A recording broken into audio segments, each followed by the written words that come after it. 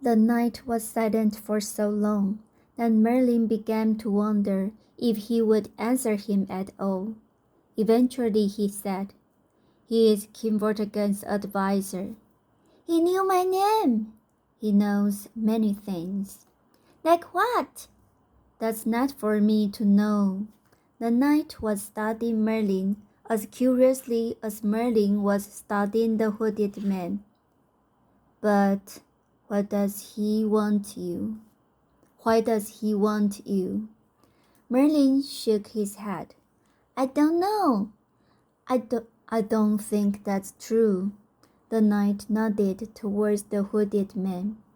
"He seemed to think you knew exactly why he was looking for you. What makes you so special, boy?" Merlin's fear returned.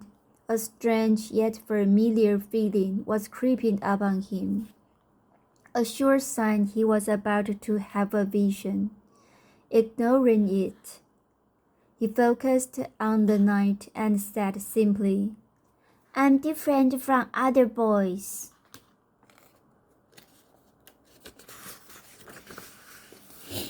"Different?" the knight asked. Merlin nodded. "Different how?" "I can see things sometimes, things that will happen, and I can make potions that heal the sick." The knight raised his eyebrows. "Well, then, I understand why King Vortigern wants you. A king needs someone with your talents." Merlin sat quietly, not quite believing that this was the real reason the king wanted him. A prickling at the nape of his neck made him return his head. The hooded man was looking directly at him, chanting quietly to himself, preparing to cast his runes again. In that moment, Merlin had never felt more afraid of anyone. Chapter 3. "Wake up, boy," Merlin groaned, as a hand shook him roughly awake. Opening his eyes, he blinked into the early morning light. Around him, the knights were busy packing up the camp. Only the hooded man remained still, ignoring the activity around him. "What's happening?" Merlin asked, shaking his head to clear it. "We're moving out," the knight who'd tied his hands replied, frowning. Merlin frowned back. "What are you looking at?"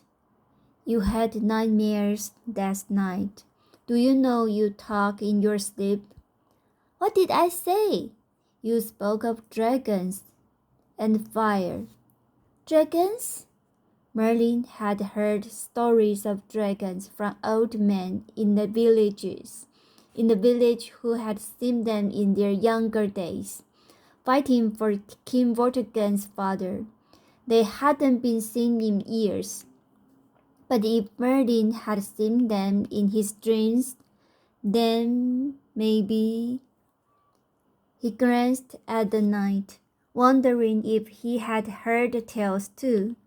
Before he could ask, the knight was pulling Merlin to his feet.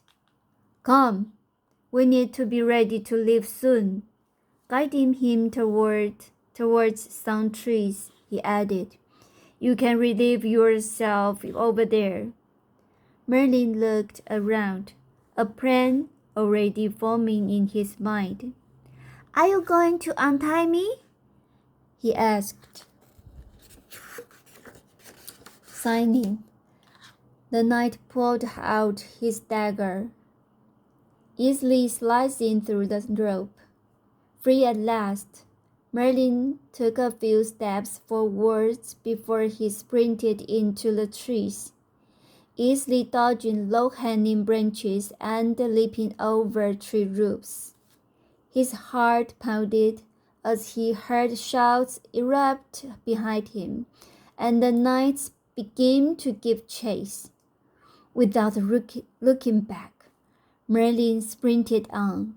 Then suddenly he froze, suspended in mid-run above the ground. "You can't escape me, Merlin," the hooded man announced, stepping out from behind a tree just ahead. Merlin could feel the man's power squeezing him, holding him in place. "What are you doing to me?"